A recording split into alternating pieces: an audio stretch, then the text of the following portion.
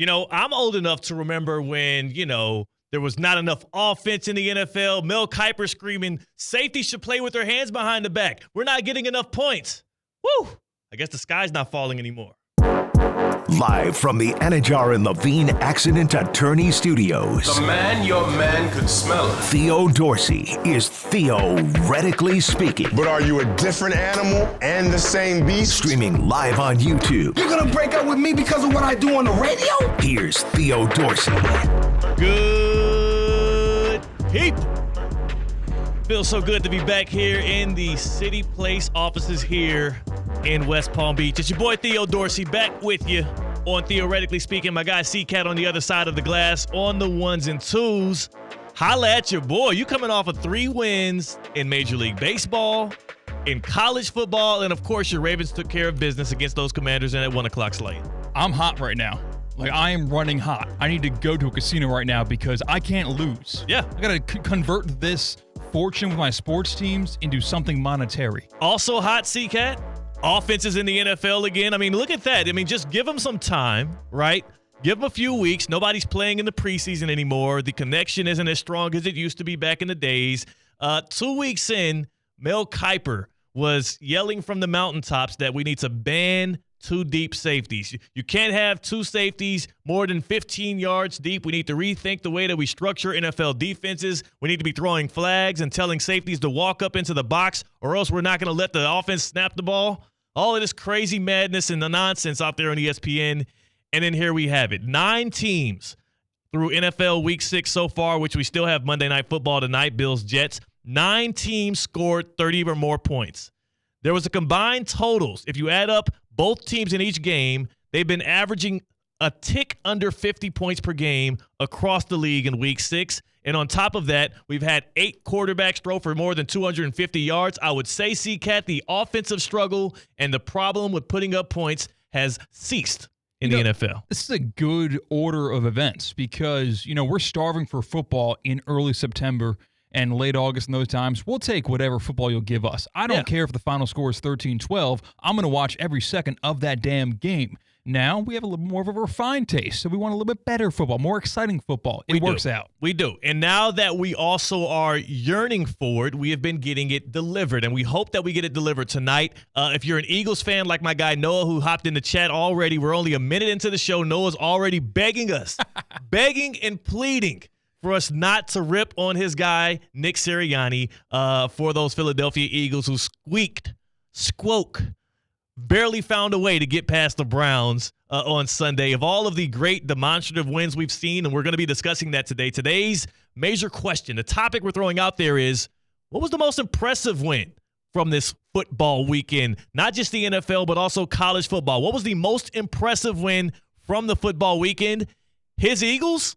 The least impressive win I've seen all year, probably. Yeah, you know what? I like Missouri's win over UMass, going into enemy territory in a middle school locker room and beating UMass over the Eagles win over the Browns this weekend. Yeah. Amherst not an easy place to play. My little sister actually went to UMass, and I've been in that stadium for her graduation. It's a nice stadium. Why does it get so much flack? Well, for a Division I FBS college football team, it should be a little bit better. Listen, the recording of those Mizzou football players getting off their bus and into the locker room, it didn't look good. I haven't seen the locker rooms. But the stadium was sufficient for a graduation. Again, congratulations, Brianna, on your degree. That was a few years back. Back to the topic, though, here. We are 1 game away from being done with Week 6 in the National Football League. We have the Bills and the Jets tonight on Monday Night Football. That should be a good showing. Aaron Rodgers and Josh Allen. We'll give out later on my plays of the day on Prize Picks, so you can get involved in there and get some action in, because who doesn't like following up a nice football weekend with getting a win on Monday night? It feels good to load your pockets up on a Monday night. Oh, my gosh. I've been cashing, making bank on Prize Picks on Sunday. Are you kidding me? Yeah. I was making money before the 1 o'clock slate started. I try to tell y'all about Prize Picks, man. Number 1 daily fantasy. I'm not going to get into it right now. Number 1 daily fantasy in America. Promo code THEOD. Hop in there. You get a free $50. We'll talk about Prize Picks later when I give out my picks. I do want to get into the most impressive win, because if you played the more on many of the Texans players, which I did going into their game against the New England Patriots, you likely feel just as happy as C-Cat with all of his wins in his football and baseball, as well as his Prize Picks lineups, because those things cashed. The Texans marched into Foxboro and played a Patriots team that many would call, it's not that they're a good football team, but we've seen a good football team fall to them this year. And they had the new energy of a new quarterback in Drake Maye. They had a guy like Maye who wanted to continue the legacy of not letting the Houston Texans win in New England. But CJ Stroud, without his number one option and Nico Collins, marched into enemy territory and took down the Patriots 41-21. This was a game where I, with my own mouth and in our punchline picks, thought that, yes, the Texans would win it, but the Patriots would cover. And it was based on what I had seen from the Texans all throughout this year. They've not been in sync offensively. Defensively, they've given up a lot of points to some quarterbacks that you would call, middle of the pack, right? Like they gave up 27 to the Colts in week 1. In week 3 against the Vikings, they give up 34 to Sam Darnold. Remember that blowout loss against the Vikings, 34-7? We thought the clock was going to strike midnight in the Vikings, and it did not. They had a one-possession win over the Jaguars, which we saw from that London game. That team is demonstratively worse than what we even anticipated them to be coming into this year. And then again, they just got by a Bills team, which we've seen other contenders literally, smash on. We've seen other contenders literally take the Bills to the back shed if you see what the Ravens did to them. So for the Texans coming into this game on the road with the new energy of Drake Maye, who did look good, I anticipated the Patriots keeping this thing close. But the Texans had the most impressive win of this football weekend to me, because they did what contenders are supposed to do, and that's on the road against an inferior opponent.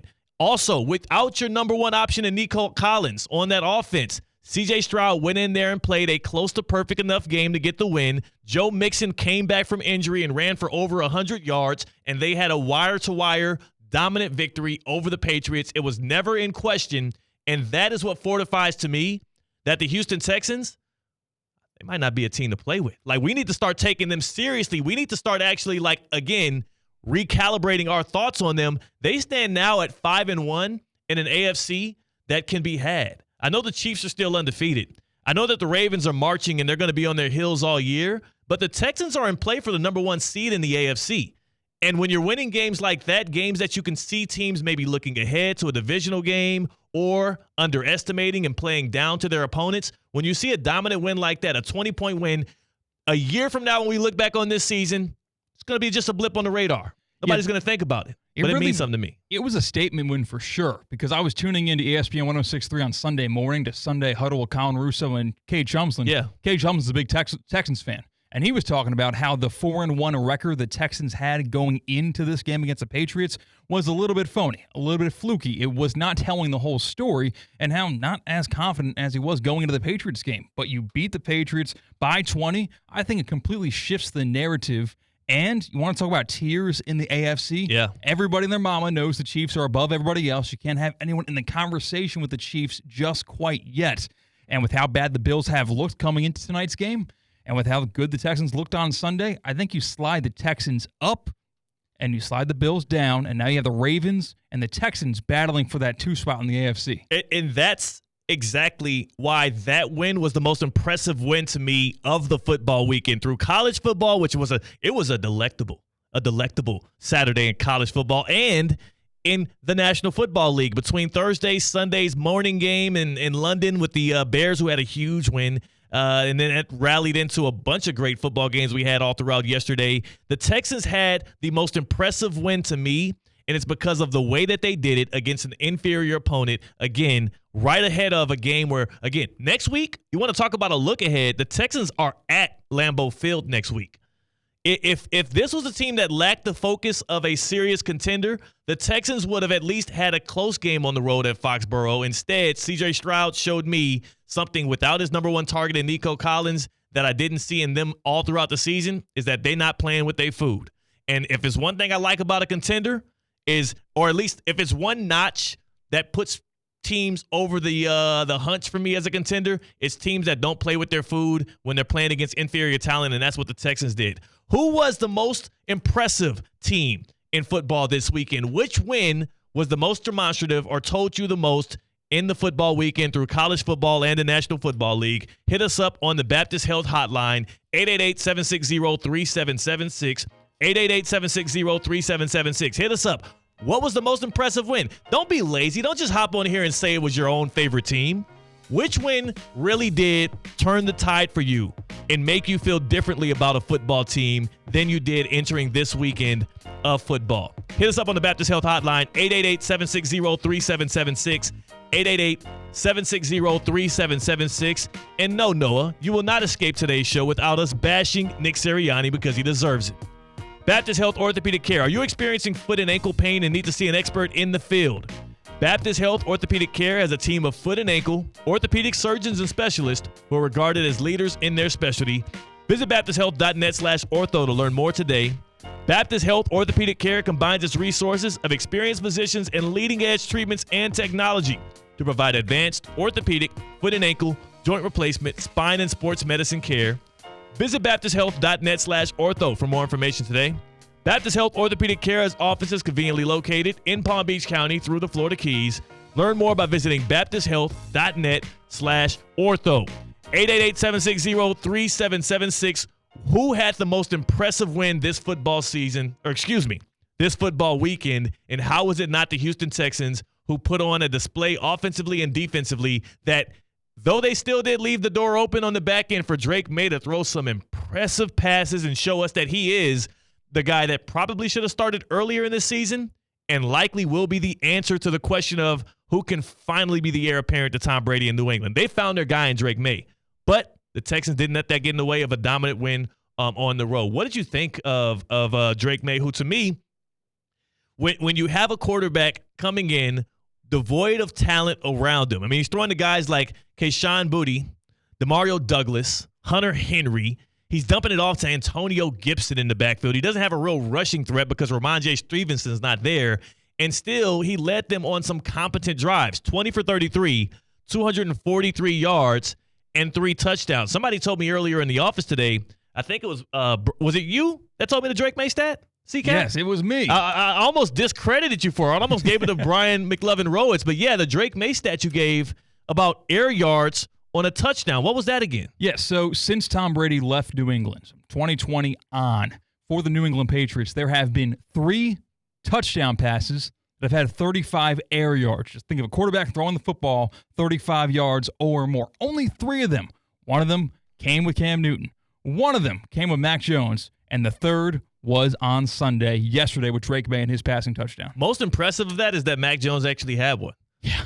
Like, to who is the real question. Like, who was he throwing the ball 35-plus yards through the air to, who also came down with it and scored a touchdown? It must have been like an end-of-the-half Hail Mary. You know, I don't want to bring this up because it's completely off track, but the lasting memory of Mac Jones to me will not be his London interception that he threw that pretty much lost him the job to Zappe.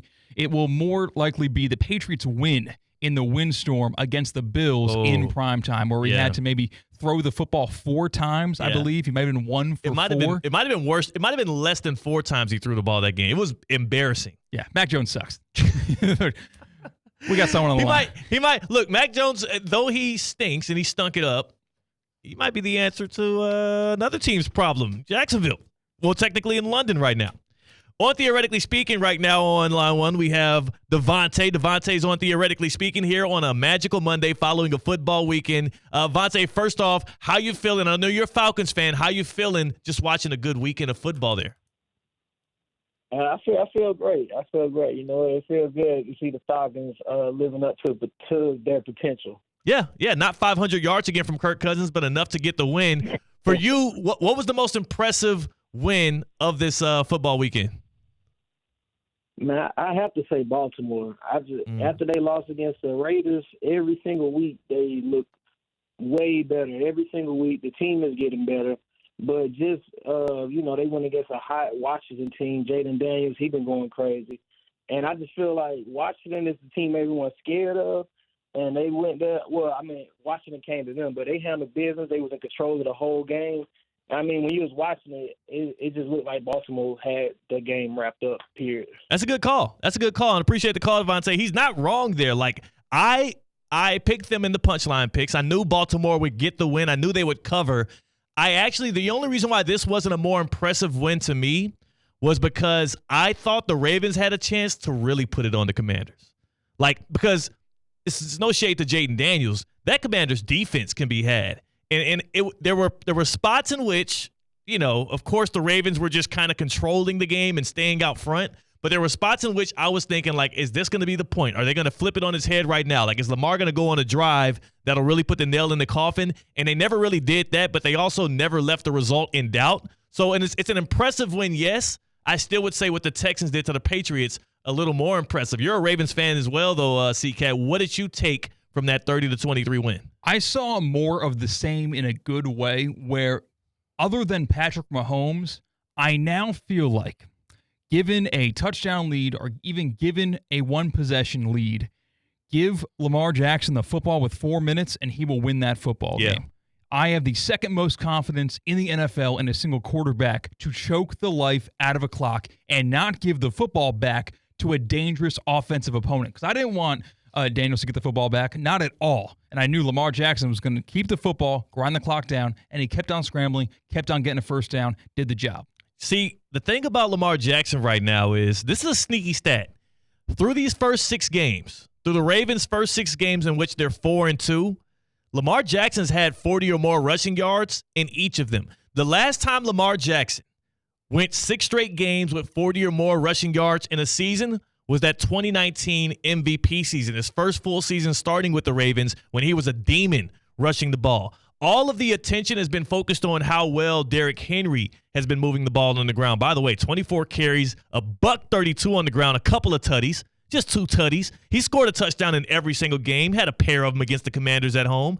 Like, his rushing is, of course, going to be one of the more efficient years that Derrick Henry has had in his career because of Lamar and the weapons around him, and that offensive rushing attack makes it so much easier on Derrick Henry. But also, Derrick Henry is making it easier and easier on Lamar Jackson to just not that he's having these high watermark rushing games outside of the Chiefs game, which he had like $130. Yeah, I think that was a crazy one. Not that he needs to do all of that, but the floor for Lamar's rushing this year is so much higher, even juxtaposed to last year, because of the threat of number 22 in that backfield. I absolutely, as a Chiefs fan, I said this before the season. I said it even after the Chiefs beat the Ravens on opening night on Thursday Night Football, and I'll say it again. That is the one team I fear the most. Not just because of how strong, because that defense is a very opportunistic defense, even without Mike McDonald calling the plays there. Very opportunistic defense, a steady head coach.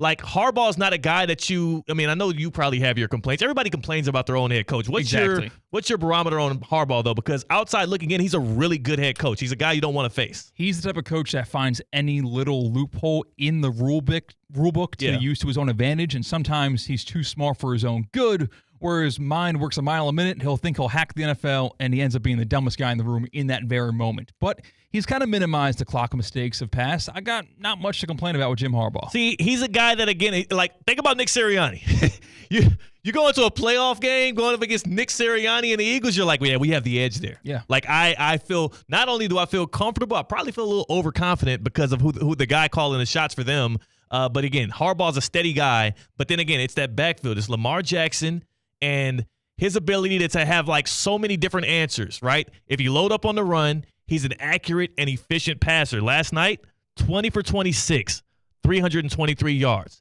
He knows how to move the ball through the air. He knows how to take his checkdowns more and more now. And, of course, the threat of his legs. He is the most prolific rushing quarterback in the history of the league. And then right next to him is King Henry, the most unstoppable force at running back that we've seen since like the likes of like Adrian Peterson in his prime. Like, it is absolutely scary what the Ravens have as a rushing attack, as an offense, as a total package. And that's why I say not the most impressive win. Give me the Texans win over the Patriots is the most impressive because they proved something to me that I didn't think beforehand, whereas the Ravens left a little bit of food on the plate. Could have had more of a happy plate.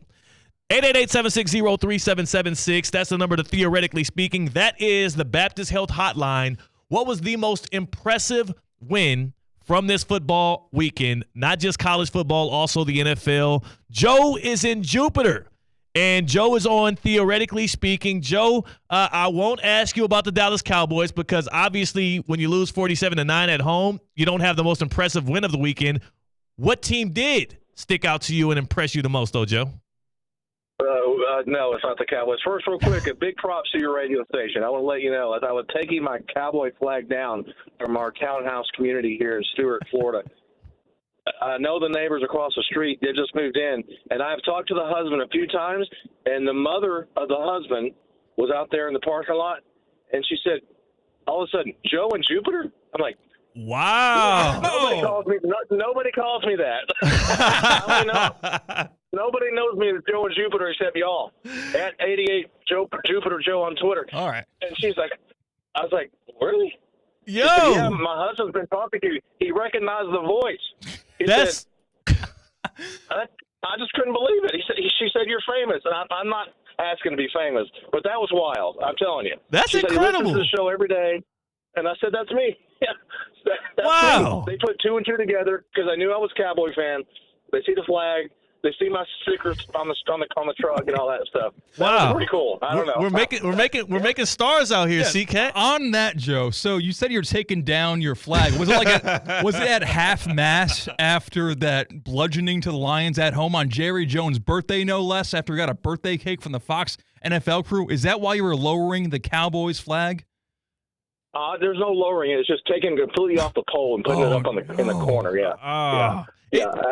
But it's okay. It was dark by that time. Plus, I had to have it down because we were about 10 feet from those tornadoes the other day. But we're good. But, okay. I know I don't have a lot of time, but I will tell you, the Detroit Lions are no joke. Even with losing Hutchinson, which is a terrible injury, they are no joke. They can fly it all over the field. They got a lot of playmakers. They got 3 running backs better than anybody on our team. I'm telling you, Theo, I'm close to being over on the edge. I'm getting closer every day, every week. I mean, I'm telling you, just keep me from jumping. I got you, Joe. We are right here for you. There. We are right here for you. And if there's any, I'm about to become a Texans fan. Whoa! Oh my goodness. Get him off, C-Cat. Don't let him say anything else he will regret. Joe, I'm glad you're safe from the storm. I'm glad that Cowboys flag is tucked away in your garage somewhere. Wow. We got to clip that. He's about to be a Texans fan. So there's a very important mental health hotline for people that have dark thoughts. There should be a less severe hotline for people that have dark thoughts about the sports teams they root for. Yeah. Like have someone there, the person of reason, who said, listen, think about 6 months from now. You'll be getting excited for the beginning of next season. Don't jump off entirely. Think about it. Don't think short term. Yes, that was an ugly loss in Jerry World on the national stage, the Fox game of the week, but think about it. Yeah. You have so many Cowboys jerseys. Think about your success in the previous millennium. Just think about that, Joe and Jupiter. Don't think about the continued postseason failures and the current regular season failures of your team. Don't lose your fandom because no one should drop their team and consider themselves a man. Right, Theo? Yeah. Shut the hell up. Also, C-Cat, I had good reason. C-Cat, maybe you've just carved out a new job for yourself. I think so. Maybe that hotline is 888-760-3776, and you're the man for the job. I think so. Not to make a mockery of real-world situations where you need that hotline in life, but there should be a mental health sports hotline. And I'll be on the other side of it. I'll be the red devil on the other shoulder saying, yeah, get the hell out of there while you can. Get the hell out of there while you can, because every day, I tell you, I thank the lucky stars. I wake up in the morning, and I'm grateful to have my wife right next to me, and I'm also grateful that I dumped the terrible dumpster fire Panthers. Let's check out the score from them this weekend, 38-20. Lost to the Falcons at home. In our punchline picks, we need to just start lining up the Panthers as a lock every single week to not cover because the team sucks. There's no hope around that organization, and the only hope is that maybe, just maybe one day, either you get something in return for Bryce Young or he figures it out. But I don't think they have any hope of any of those two things happening. Joe mentioned the Lions as the most impressive win of the weekend, and that right there is a great segue. There's a reason why Joe and Jupiter is becoming a celebrity in Palm Beach County and the Treasure Coast. It's because the guy knows where to take the show. We're going to talk specifically about the Lions-Cowboys 47-9 win, the Lions dominating the Cowboys in that second slate in a game that felt like it would never end if you were a Dallas fan, but not in the way you would think. Who suffered the bigger loss yesterday between Aiden Hutchinson breaking his fibula, and by the way, they did say they gave an update on Aiden Hutchinson. I believe he did have a successful surgery. Obviously, he'll be out for the season, the star pass rusher for the Lions. Who suffered the bigger loss? Them losing their D-end, their star defensive player, the heart and soul of that defense, or the Cowboys who literally just lost their heart and soul at home? We'll talk about that on the other side. Plus, the Lions' big win sparked another interesting tale here. We have an NFC North right now that is not sitting pretty. They're sitting damn near pristine. The Vikings in first place at 5-0. The Lions in second place at 4-1. The Bears in third place coming off that Jaguars win at 4-2. And the Packers in the cellar of the division at, let me check, 4-2. That division is demonstrably better than any other division. 5 losses combined between the 4 teams. We have to figure out which team is actually going to be on the outside looking in come playoff time. That